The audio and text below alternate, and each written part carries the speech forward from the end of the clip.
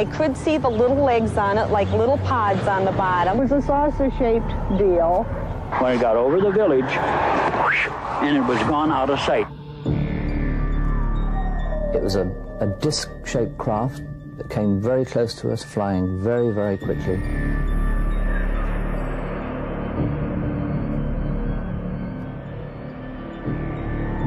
It appeared to be of a pyramid or tetrahedral shape, and it was observed by thousands of witnesses. I've seen it. I know what I've seen. I'm a believer in it.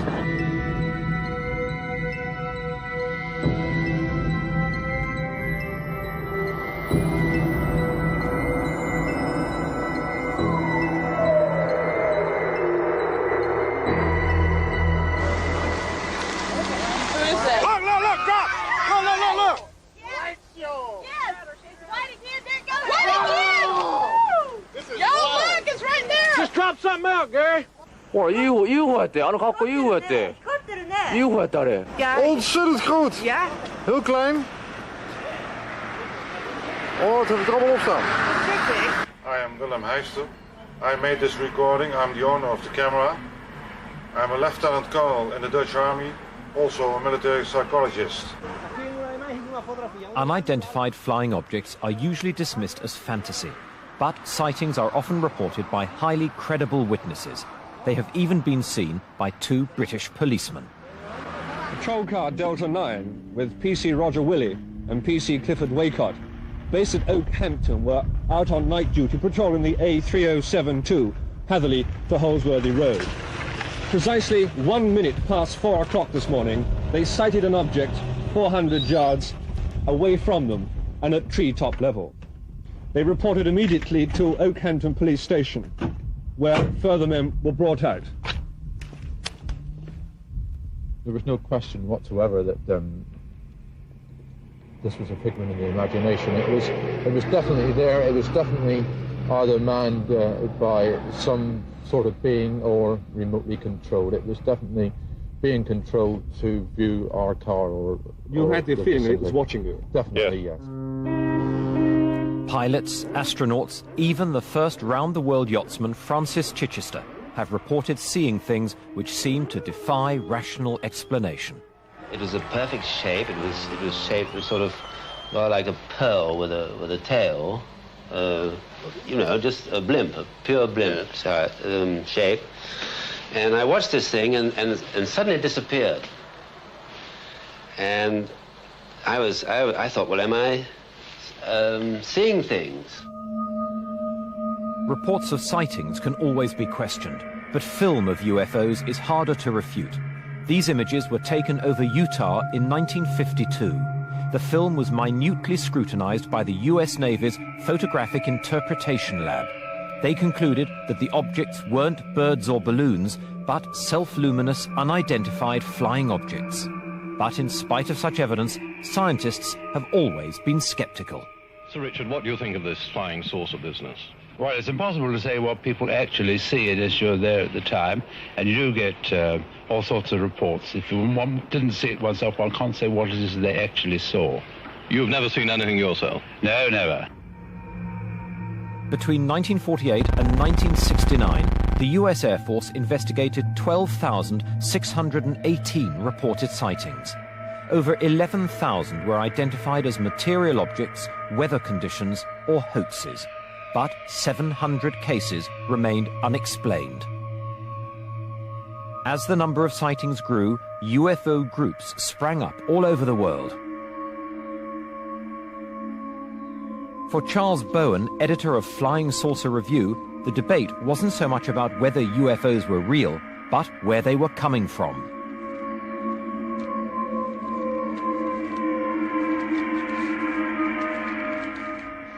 You don't think it's possible that they could come from another planet within our solar system? It is possible, but things seem to point otherwise. This means they've come a very long way. Indeed. You think this is still quite possible? This is several light years, isn't it, from the nearest? Well, we must get round to the way of thinking in terms of non-man-made machines, something more sophisticated than we have ever produced. This film was shot in the United States in 1965. The image became world famous overnight. But was it genuine or a hoax? Like so much of the visual evidence, it's hard to prove one way or the other. Mr. Trench, most people like yourself who have come to believe in flying saucers seem to be, in a sense, uncritical, in that they say, right, we accept all the sighting reports we've seen, we accept the films we've been shown, but they haven't, on the whole, got their own first-hand experiences. Have you? Have I actually seen one?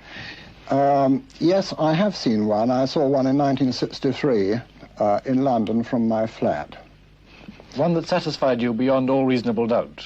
Yes, to the best of my knowledge, it was nothing that could be rationally explained as being from this earth.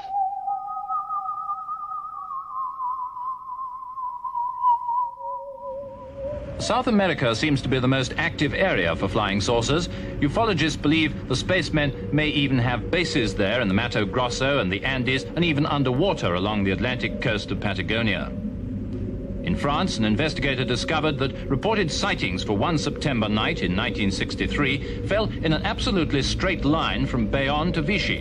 Ufologists have since used that method to work out two lines of orbit which, they reckon, link the areas of maximum flying saucer activity.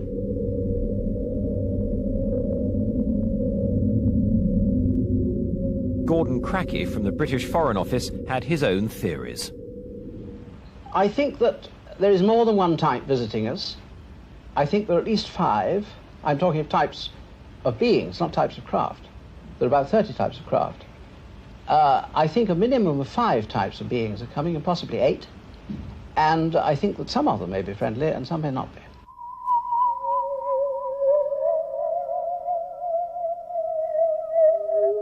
There have been many actual shapes. The cigar shape, which are usually the parent craft. There have been disc shape, many disc shape. Tadpole, heel, like that in a man's shoe, bubble, triangular, and so on. The most disturbing theory of all is that the men in the flying saucers are our own descendants, perhaps centuries in the future, who found a way of breaking through the time barrier to visit their own past, which is our present.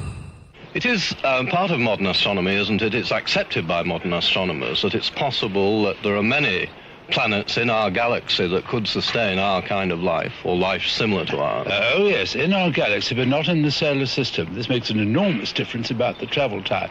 If the thing is many thousand light years away from here, or many million light years away from here, even if you move with the speed of light, you've got to be many million years old to get here.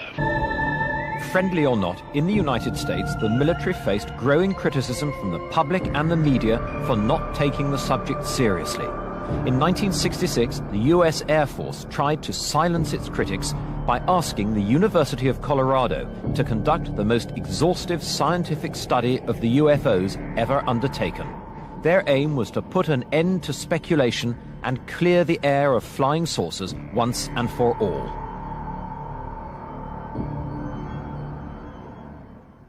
Author and UFO expert Timothy Good has closely studied the Air Force report.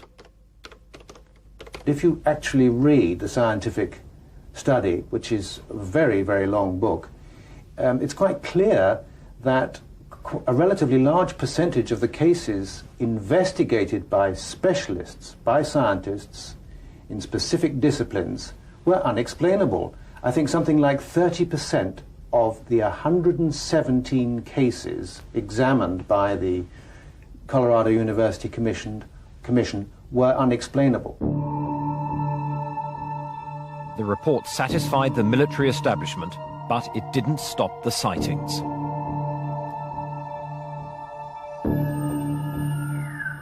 UFOs continue to be seen around the world, no more so than over the small English town of Warminster.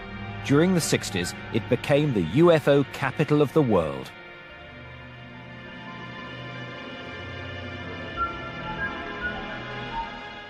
A lot of people reported these strange clatterings on roofs, which, as I say, is often the onset of poltergeist activity. In other situations, it would be looked at in that way. And there were many sightings of people down on outside the towns. People would be sort of walking in the fields, and they'd see someone who would just fade away or disappear, very ghost-like. A worried town came together at a public meeting. Firstly, let me thank you all for coming along this evening, and I hope what will prove a constructive meeting. It is perhaps appropriate if I first give some background information to clarify the aims of this meeting. I called the meeting because some people said they'd seen things, and in the local paper they'd written a letter, and then some other individuals ridiculed these good people, saying they ought to take more water with the whiskey. Many of our townspeople have been frightened by unusual sounds. If tonight we can contribute something constructive to the explanation of these phenomena, it might be able to assure these people who have nothing to be alarmed about. The meeting was riotous. You couldn't get into the town hall. The main street was festooned with people. Personally, I had to have a police escort to get in. One night back in the summer, it could have been the 11th of August, I heard a sound that was really horrible, but I would have said was a Commodore Garden helicopter sitting only a few feet up above the houses in the town. At 3:45 in the morning, I was wakened by this dreadful droning sound. Would you like to speak up? And I went to the bedroom window, and I saw this brilliant object. It was quite low in the sky, and I live up Beacon View that way, and it seemed to be travelling very slowly, and I was petrified. I just couldn't move. I was shaking like a leaf. I just couldn't move, and it was going on for half an hour. How many people here tonight are afraid of the thing? How many of you? Was this the thing? It was photographed over Warminster by a local boy, Gordon Faulkner.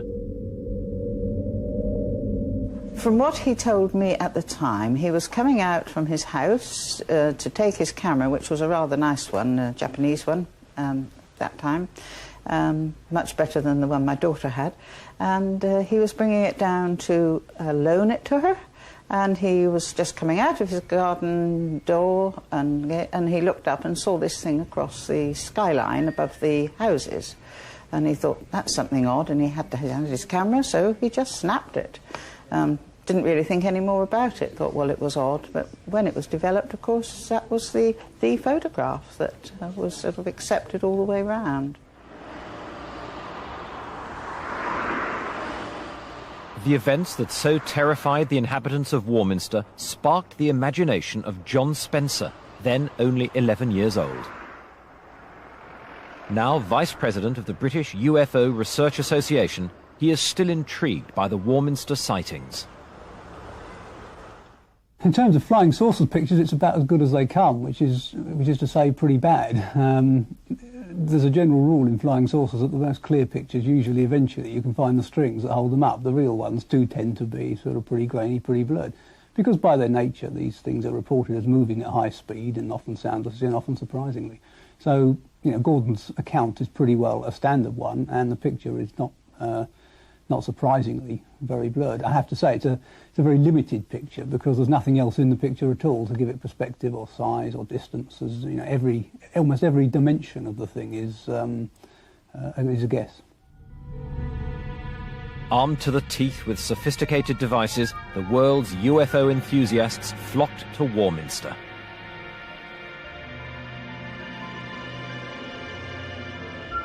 Every night, sky watchers crowded onto the hills, determined to catch a glimpse of an extraterrestrial.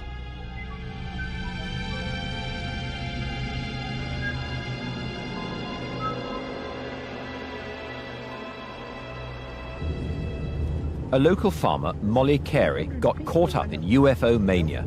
She took pity on frozen sky watchers, and her home often became an unofficial guest house. Some nights, she'd have up to 20 people sleeping on her floor. It hasn't really changed. That must have been over 20 years ago, was it? people used to come from all over, and it has been said there could have been 1 or 2 aliens came, but that was just what they used to say. But they came from and they were all ages, from the very young to the very old, all walks of life.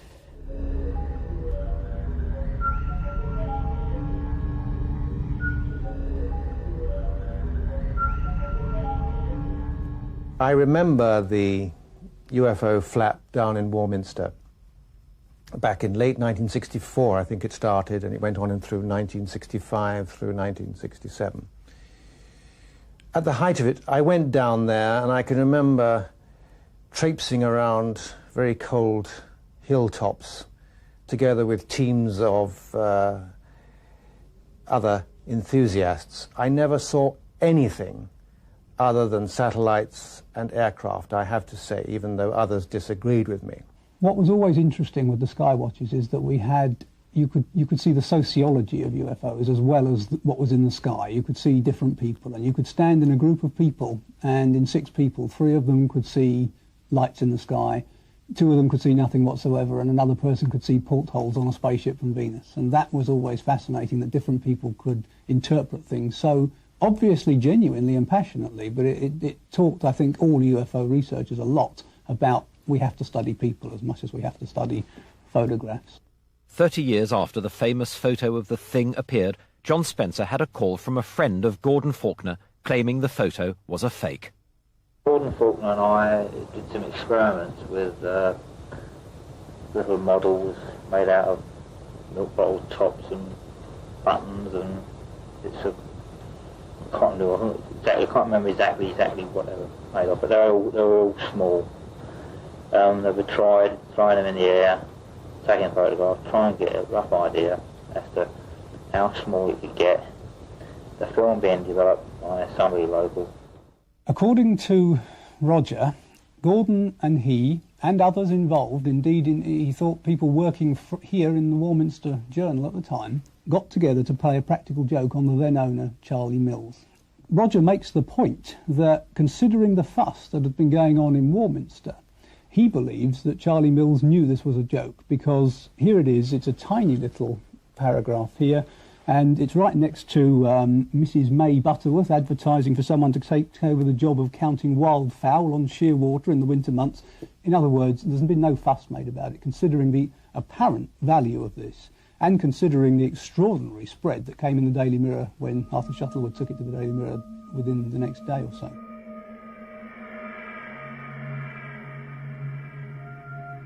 Gordon has always said that it was a genuine photograph, and I've never sort of disbelieved him, because he's a very keen photographer, does a great deal of photography. But I have never doubted him for one moment that he took a genuine photograph of something that was very odd at the time.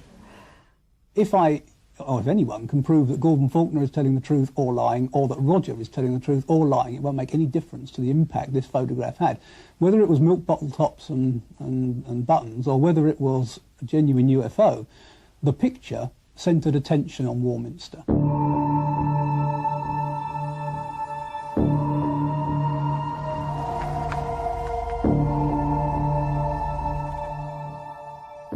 Over the years, the case for flying saucers has been dogged by hoaxes. This craft was seen by hundreds of witnesses who were convinced it was real.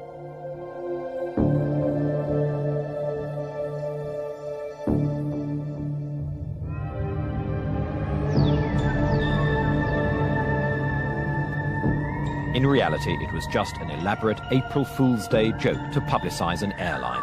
However, it showed just how easy it is to fool people into believing they have had a close encounter.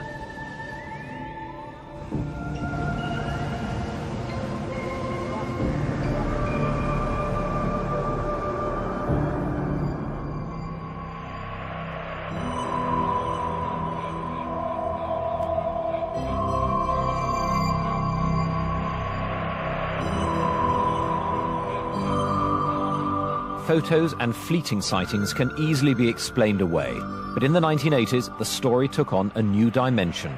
Strange crop circles began to appear in Wiltshire, England, just a few miles from Warminster, the centre of UFO activity 20 years earlier.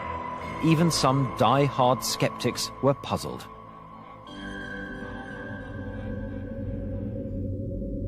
Ufologists looked towards the heavens for an extraterrestrial solution.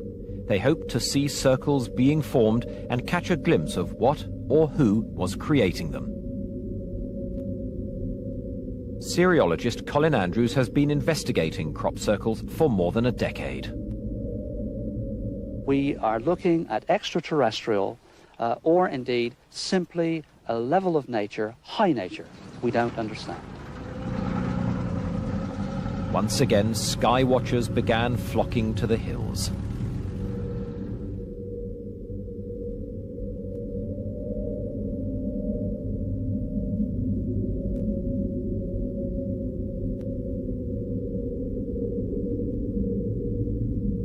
I believe that the UFO phenomena and the crop circles are totally connected, and it's to reawaken an ancient knowledge that we've forgotten.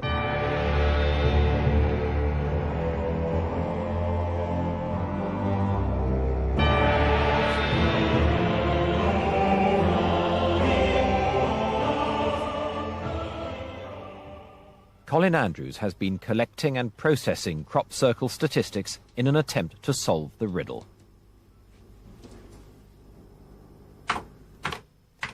This is indeed a mystery. I've worked with at least 50 scientists and engineers on this over the last nearly 10 years, and there's nobody in the world that's anywhere near an answer to account for this. I believe we're looking at some form of intelligence.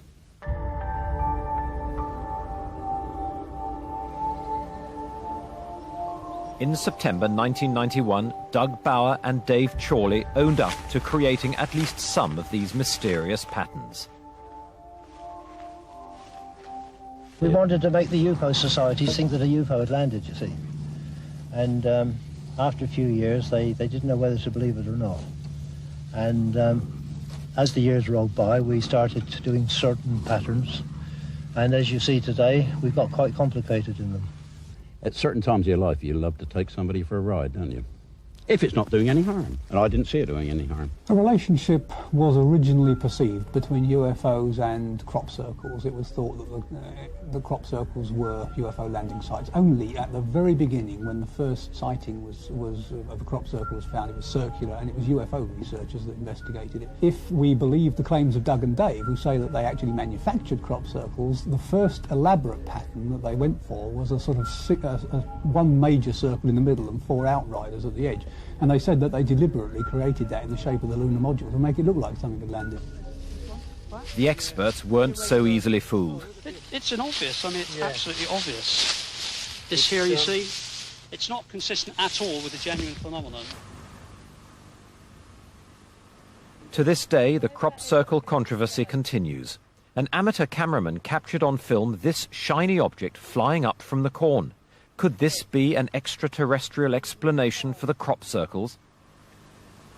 Let it go.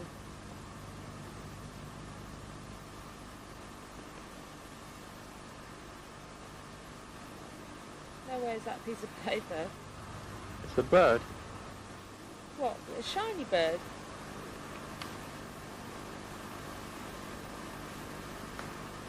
Where's it gone? Just there above that tractor. Oh. Tractor stopped. The farmer too reported seeing a silver disc flying overhead.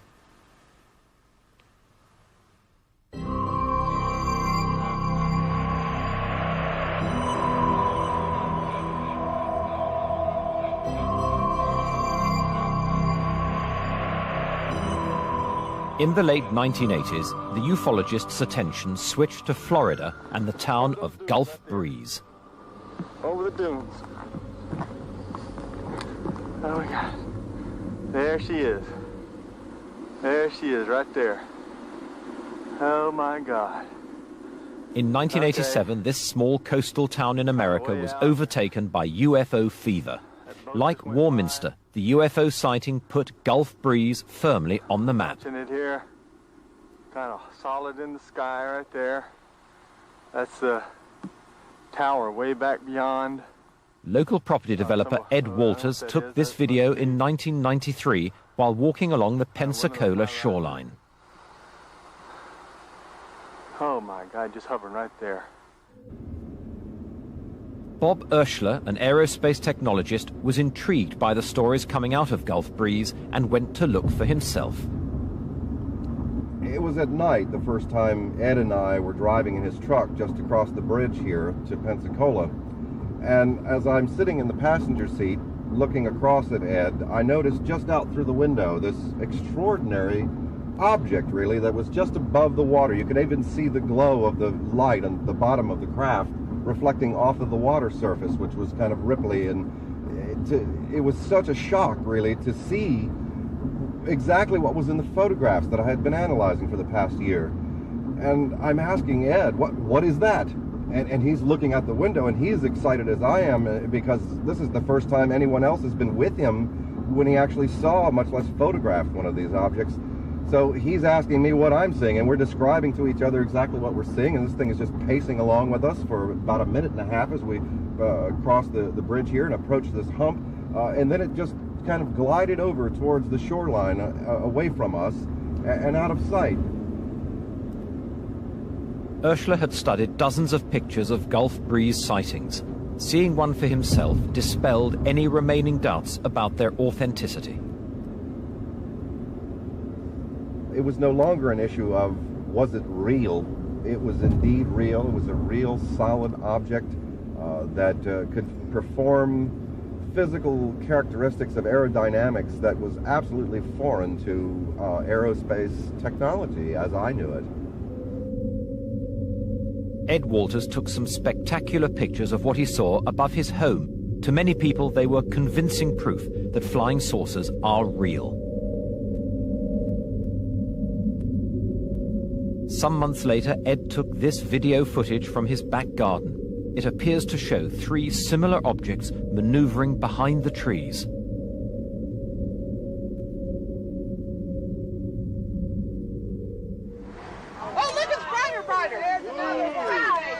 Some of his neighbors also captured extraordinary images. These were taken by Anne and Bruce Morrison.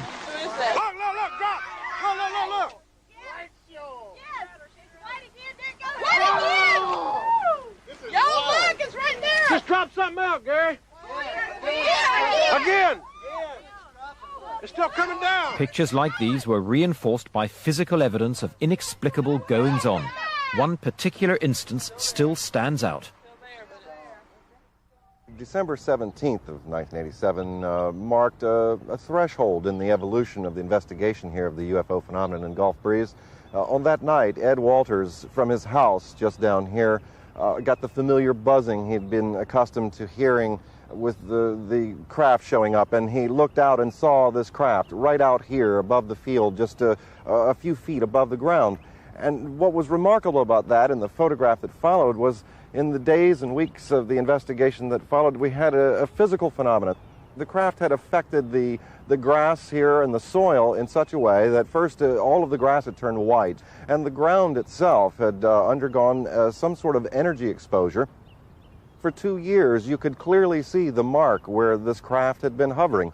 The local grounds crew here at the school had come out and put fertilizer down and seeded it and watered it and couldn't get anything to grow. And as you can see, they even recently brought in a brown type of topsoil, which is different than the white surrounding sand here. And you can see they've still not been successful in getting something to grow here in the field. Across the world, in Moscow, a group of scientists have observed similar phenomena. Professor Semyakov is a biologist. Но обычно мы стараемся, чтобы были свидетели. Значит, лучше, если бывает несколько свидетелей, которые фиксируют это место. А затем мы проводим параллельные исследования, то есть делаем биолокацию, и либо радиометрическими методами определяем место посадки НЛО. He's studied dozens of sites where UFOs are said to have landed. One he's looked at in detail is just outside Moscow. Там характерно было то, что была вдавлена почва, как бы огромный каток был поставлен на почву диаметром 4 метра. Почва была вдавлена на 5 сантиметров. Это пока говорит о очень большом весе НЛО. И НЛО представляло собой, как по следам, по рассказам очевидцам, колбу. Эта колба была как бы на ножке, стояла на поляне и возвышалась даже над лесом на 5 метров.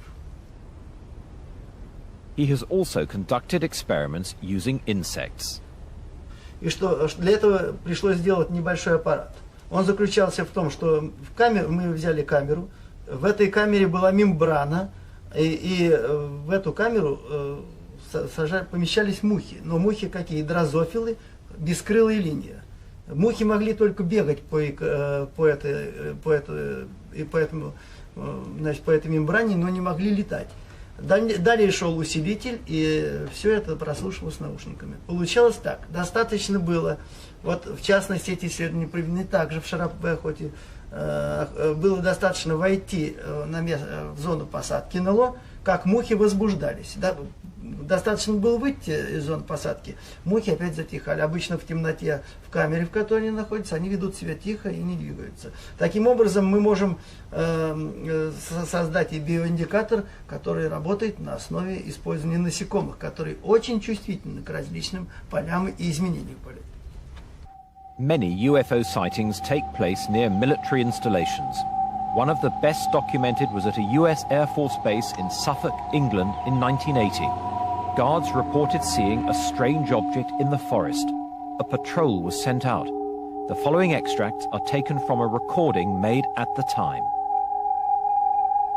Slow down. Where? Right in this position here, straight ahead, in between the trees. What is it? We don't know, sir. So you're the Chinese word? Yeah, it's a strange, small red light. We're about 150 or 200 yards from the site. Everything else is just deathly calm. There's no doubt about it. There's some type of strange flashing red light ahead. It's yellow. I saw a yellow tinge in it too. Weird. It appears that you may be moving a bit this way. It's further than it has been. Yellow. It's coming this way. It is definitely coming this way. The two pieces of it are shooting off. There is no doubt about it. This is weird.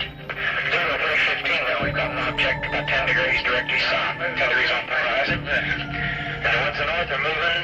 One's moving away from us. Moving out fast. This one on the right heading away too. Yeah, we're both heading north. Okay, here he comes from the south. He's coming toward us now. Now we're observing what appears to be a beam coming down to the ground. This is unreal. The patrol was led by Deputy Base Commander Colonel Charles Holt, who sent an official memo about the incident to the Ministry of Defence. He received no response and no explanation for what they saw. In March 1990, there was perhaps one of the strangest close encounters of all, over Belgium.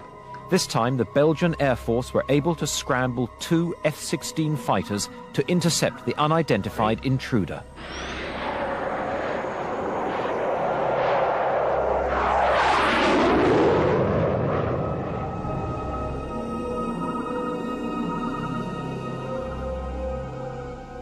Closing on their target, the pilots locked their radar onto the object. Then something astonishing happened. Within a split second, it accelerated from 280 kilometers per hour to over 1,800 and dropped more than 1,000 meters in altitude.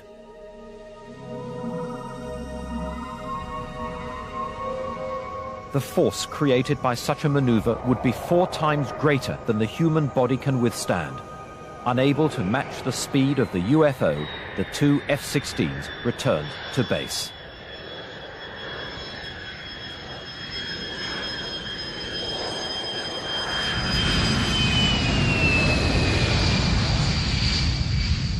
But since the 1940s, over 3,500 pilots have reported seeing UFOs. Now retired, former British Airways captain Graham Shepherd can finally talk openly about his UFO experiences. On the 22nd of March 1967, we were returning from Gibraltar to London. Quite suddenly, we were aware that ahead of us was a star which was at least twice as bright as the best of Sirius or Venus. All the while it was changing colour. It was very, very bright, iridescent colours. There were greens and blues, beautiful reds. And suddenly, everything happens. It started aerobating. It was moving around the sky, doing figures of 8. It was doing loops. It was manoeuvring at a rate which is impossible, in my view, for known aerodynamic laws. And we asked Bordeaux Radar if they had any unidentified traffic, and they did confirm that they had unidentified traffic 10 miles to the west of us.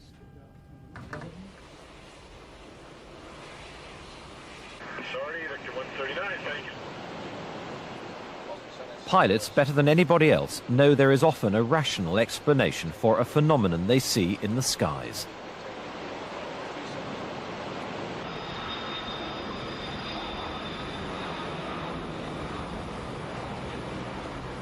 We see a number of things from the flight deck. Other aeroplanes, we see reflections from the ground. This is day and night time. Cloud formations, the effects of sunlight on cloud, ice crystals. At higher levels, it's quite common to see satellites. The visibility is excellent. It's a very wide angle of view laterally and vertically. We run a very objective, continuous check, if you like, of things that appear outside the aeroplane. And in doing so for thousands and thousands of hours, one builds up quite a bank of experience. Graham's second sighting was even more dramatic. We were on a routine daylight flight back from Scotland to London Heathrow in a Vanguard, cruising at about 24,000 feet. We just transferred from the Scottish controller to the Preston radar controller, made our normal routine radio calls, and within minutes, the Preston radar controller alerted us. He told us we have opposite direction traffic in the airway, very fast moving, unknown. Immediately, of course, we looked out of the flight deck straight ahead of us to the 12 o'clock position, and into view came a disc-shaped craft. It was shaped like a discus, shining in the sun. A more accurate description would be like a hubcap of an American car. The cupola on the top, diameter about 30 feet, in my view. I was looking down on the craft, the machine, as it came past, flying at very, very high speed. It came to within about a quarter of a mile of us. I was looking down on it, some 200 to 300 feet below us.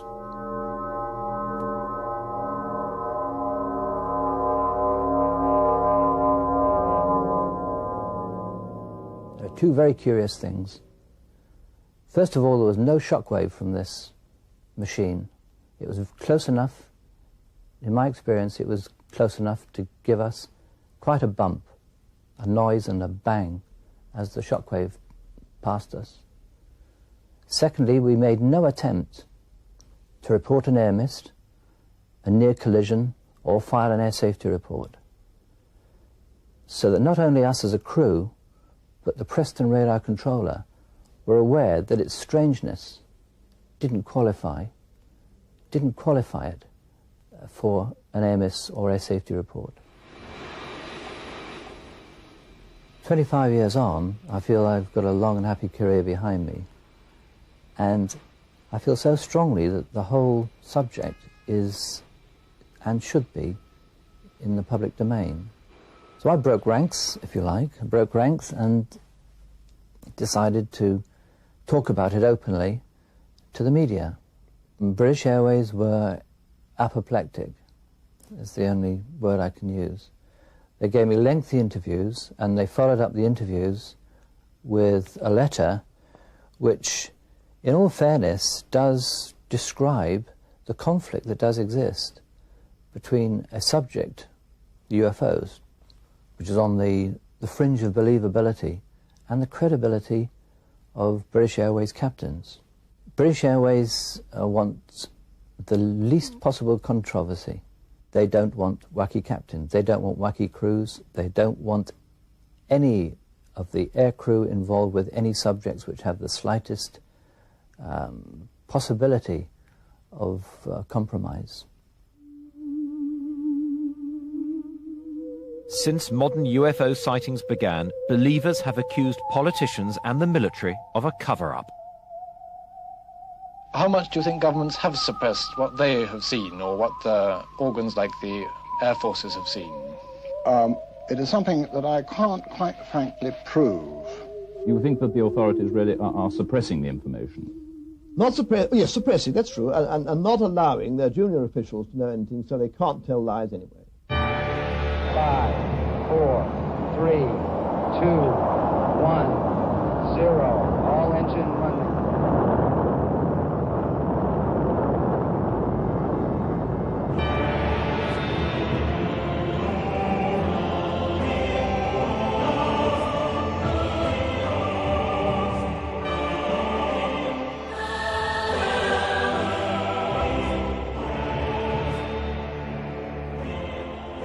Mankind is only a fledgling traveller in space, but in just 30 years we've already landed men on the moon and sent probes to other planets.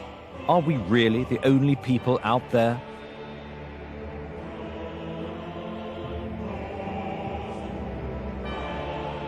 A number of astronauts in both the former Soviet Union and the United States are rumoured to have encountered UFOs.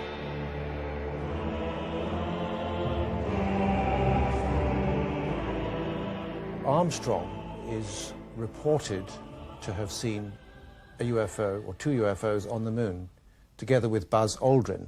And a number of people from NASA have come forward with that story, including Maurice Chatelain, who was a communications specialist who helped design the Apollo spacecraft. He confirms that both Armstrong and Aldrin did indeed see UFOs on the moon. I'm not a conspiracy freak as such, but the fact of the matter is that there is an officially acknowledged cover-up of the UFO phenomenon, certainly by the United States authorities. This is easily provable because since the 1970s, thousands of documents on UFOs have now been released by the intelligence community. I'm talking not just about the FBI and the CIA, with which we're all familiar, but the Defense Intelligence Agency, the National Security Agency, the State Department Bureau of Research, the Atomic Energy Commission, Army, Air Force, Naval Intelligence, and several others, all of whom, with the exception of the Air Force, denied any serious involvement in UFOs and denied having any documents. But thanks to the Freedom of Information Act, we know they've been lying. In Washington, D.C., the Federation of American Scientists has been campaigning against what it sees as excessive government secrecy. One of the peculiar things about the secrecy problem is that no one really knows just how many classified documents there are. There is no inventory, there's no catalog or index. What we do know are bits and pieces of the problem, and the bits and pieces are quite sizable themselves. For example, the National Archives reports that it has more than 300 million pages of classified documents from before 1960 alone that are awaiting declassification review.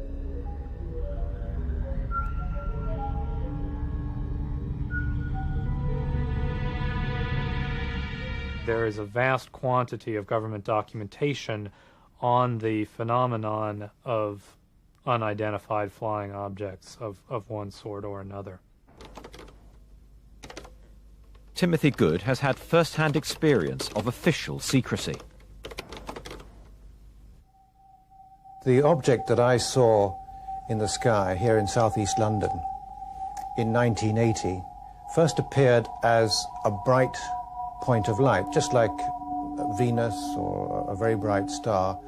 And at first I thought maybe this was an aircraft reflecting the last rays of the sun, because this was at about 7 minutes past 4 in the afternoon. But then I realized that it wasn't really in the right position for Venus or any other planet. It was much too bright to be a star. Somebody got videotape of it from the Sevenoaks area, and this is, I think, a 35 to 40 minute video. and that clearly shows a point of light in the sky. Unfortunately, you know, without a powerful zoom, you don't get any idea of the shape of it. I mean, that could not be a weather balloon. That's impossible. Well, it is. Because it wouldn't move up and down like that. It wouldn't keep sort of going up and then going over, reappearing, and it's sort of going in a sort of circle, wouldn't it? 40 other people reported sighting a similar object. Subsequently, I made a lot of inquiries about this object, and I tried the London Weather Centre. They said they'd had no reports of unusual activities. I contacted Civil Aviation Authority at Heathrow. They said that no airliners coming into or leaving Heathrow had reported sighting the object. Ministry of Defence confirmed all that and said that there had been no radar tracks of unknown objects at the time in question. Now, that's quite possible, of course, especially if the UFO was able to disguise itself or to screen itself in some way from radar. But I am surprised that some pilots, at least, didn't report it, because it would have been seen from a very, very wide area. And I'm sure that thousands of people must have seen this thing. I mean, it was alternately hovering and maneuvering in a completely clear sky for an hour and 10 minutes. Some of the clearest and most frequent sightings in modern times have happened in Elmwood, Wisconsin. They had so many close encounters that the town became the inspiration for Steven Spielberg's famous film. When the sun goes down over Elmwood, Wisconsin, the people of this tiny town see them. I could see the little legs on it, like little pods on the bottom. It was a saucer-shaped deal. When it got over the village, and it was gone out of sight. Oh, look, it's brighter. Almost everyone in this community of over 900 people has either seen a UFO or knows a relative who has. People call it the Forbidden Village in the Forsaken Valley. But Elmwood decided to go one step further in making contact. In our opinion, this is going to represent man's grand attempt here to reach out and establish a relationship with this society. They're trying to raise $16 million to build a landing base and entice their alien visitors out of their spacecraft. But there are many people who already claim to have met aliens. I was here in this room, in our bedroom, and it was 3:17 a.m., the early hours of the morning. I was here alone. My husband had gone away on a training course. I was sleeping on that side of the bed, and my young son was sleeping on this side. He was a lot smaller then. And I was woken up by... It was just a strange feeling, really. It was like unseen hands sort of shaking me awake. And I had this urge to get out of bed and go and look out the window. It was like someone was telling me to go and look out the window. Just very strange. I did. I got out of the bed and I walked over to those windows and looked out, and in the distance there were lots of little lights moving around, and I thought at first that they were just stars, you know, moving around in the distance. I remember thinking, you know, wow, they look pretty, and then realising that stars don't do that. I felt myself sort of being lifted up, being pulled upwards, and I was in this light, lots of blue-white light. And then the light dimmed down and I could see sort of shadows moving around in this light. And then the light sort of dimmed down a bit more, and then there standing in front of me were what I would describe as 3 non-human beings. They're about 3.5 to 4 feet tall, brown, tan in colour, and had large oval heads, large oval black eyes, had long skinny arms. They looked like undeveloped children. They moved up and stood in front of me, and one of them stood directly ahead and one on either side. And they had a funny smell to them. I think the most traumatic part really was this taller one had come and stood by my head. And he wasn't holding me, but I felt like he was holding me down. He was leaning across the head of this table and staring into my face. And I couldn't move. It was like all I could do was respond to him looking at me. And one of the other little brown guys came over from the right, and he was holding something that looked like a single strand of fibre optic cable, and it was lit up all along its length. It didn't have a light on it or anything, it was just a light. And the one standing at the head of the table took my head and sort of turned it slightly facing that way. And then I just felt this most tremendous pain, like my head was being sort of split open on the inside. It was just a tremendous pain. And I knew that whatever this was, that this one was carrying, that they'd stuck it into my head. And I felt a sharp pull at the back of my head, like a tug, a sudden tug. And I was laying on, as I say, laying on this table, and I can remember I'm crying, and the tears are running down my nose and sort of dropping onto my lip, and I can taste them. I can taste the salty tears, you know, and it's not the sort of thing, those aren't the things that happen in dreams. Those are the things that happen for real.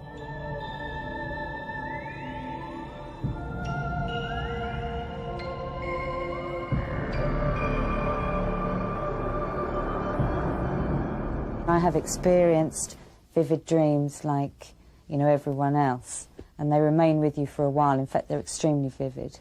But I have never ever woken up from such a dream or a nightmare with hair missing from the back of my head, a small hole in my navel that was leaking fluid, all the bruises where this, you know, pencil thing had touched me, and this overwhelming sort of memory of smells and sounds. You know, these are real, as I say, sort of this is real sensory input here, and you just don't get that in dreams. You know, this was real. Whatever level of reality it was definitely real. The nearest star to our planet is 40,000 light years away. Even if we had the technology to get there, none of us would survive the journey. In the 1960s, NASA established the search for extraterrestrial intelligence using huge dishes to scan the airwaves. But despite a few close calls, they're still waiting to hear that vital message from the stars.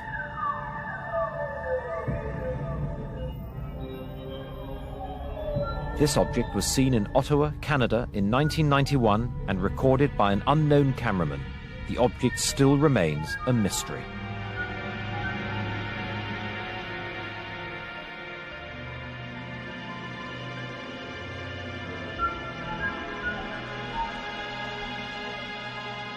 As the camera moves closer, we see what looks like the outline of a flying saucer.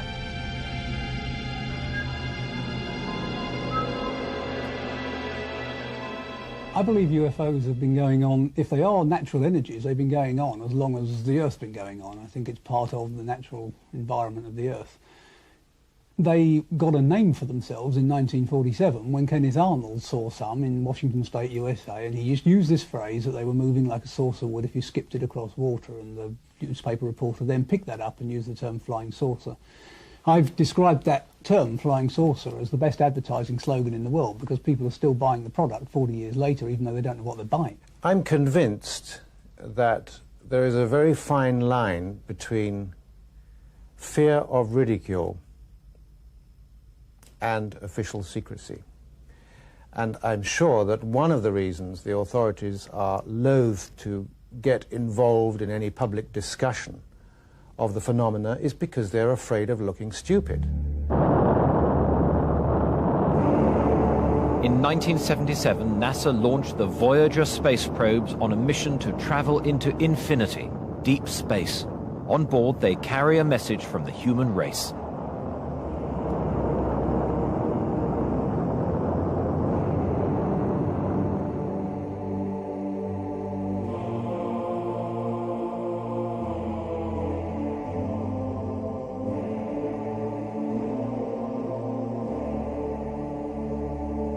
In years to come, they too could become mysterious UFOs, circling above some far distant planet. How will its inhabitants react to the idea that aliens have been exploring their world, investigating them?